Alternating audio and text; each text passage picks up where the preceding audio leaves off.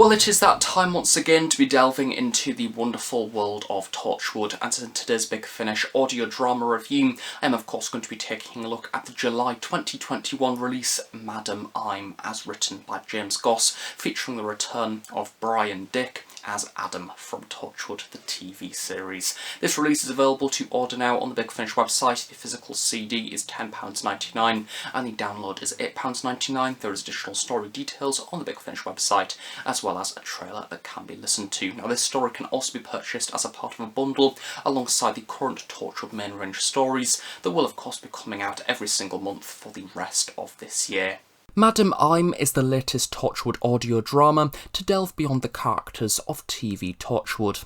A few years ago this would have been seen as quite a risk, but now that Torchwood has a firm presence within the Big Finish catalogue, the Torchwood universe has been well and truly expanded to feature some truly brilliant characters. Norton Folgate and Elizabeth Hayhoe are two great examples, the leading voices behind Torchwood Soho, Room 13, set within the 1950s.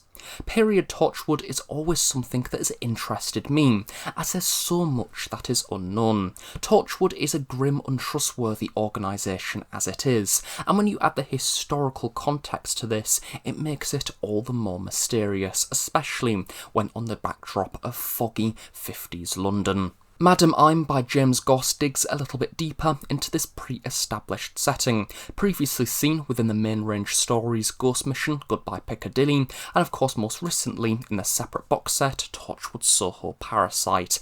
However, this story does a good job of introducing the characters once more if you haven't already met them, and if you have, this story offers some personal insights into these characters' lives that previously we haven't seen. And put it this way, if you're looking forward to the second volume of Torchwood Soho coming later this year, this is a great release to have in the meantime. Norton Folgate is as cunning and devious as ever, adding a little bit of chaos to Torchwood life, and Dervla Corwin as Elizabeth Hayhoe is a true joy. She is so done with Norton, but at the same time can't help but get along with him. They have a great spark that really adds to the historical Torchwood dynamic. There is this beautiful moment very early on in the story where Norton asks Elizabeth if she can socialise first thing on a morning, and Dervla Corwin just turns around and says in a rather serious voice, "Not without my morning coffee." I thought that was very relatable indeed. And of course, one of the main attractions to this release, aside from the brilliant Torchwood 50s team, is the return of Brian Dick as Adam, and he is as awful as ever, emotionally twisting the main Torchwood members in order to climb the ranks, with the aim to start a war in space, as you do. Adam is truly awful, and Goss does a superb job of relishing in this awfulness. For the most part, he's not particularly a violent character. He doesn't really threat, he is simply just a predator, an awful, emotionally manipulative predator. It's clear that Brian understands the character and certainly seems to enjoy playing the baddie.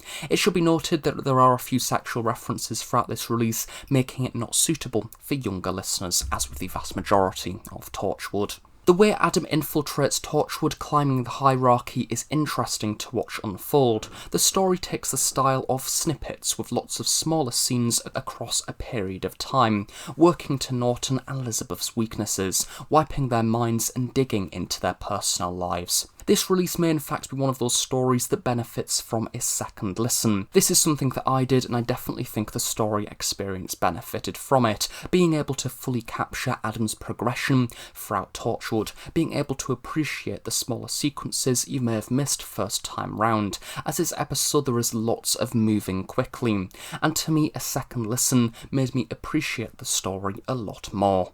As always with the Torchwood main range, the production is absolutely superb. James Goss, Scott Handcock, Blair Mowat and Peter Doggart have really brought 50s London to life, seeing a number of different locations from the likes of Room 13, the old Tube network, the graveyards of midnight, the foggy streets of London, working as a nice change from the main range stories that usually follow the format, which tend to stick in one isolated location. This story has a lot of moving around, and once again, kind of in keeps with the theme of previous 50s Torchwood stories. Torchwood Soho Parasite also did this, and it works very well, building a believable 50s environment to hang the narrative on. Madam I'm is an excellent contribution to the Torchwood Soho era, and if you like the previous outings, then this release is most certainly for you.